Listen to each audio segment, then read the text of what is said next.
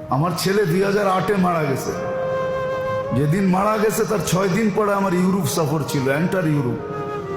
তো আমার ভিসার জন্য আমি জার্মানি এমবেসিতে গেছি। তো আমার লঙ্গি পড়া, কেন ছেলে মারা গেছে 6-7 বছর, যাকে নিয়ে চিকিৎসা করছি জানেন তো আপনারা।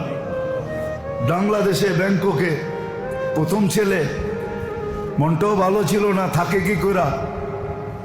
তা আমার লুঙ্গি পড়া ছিল, পানের ডাব্বা হাতে ছিল, আমি পান খাইতেছিলাম, জামায় বুতামও ভালো মতো লাগানো ছিল না।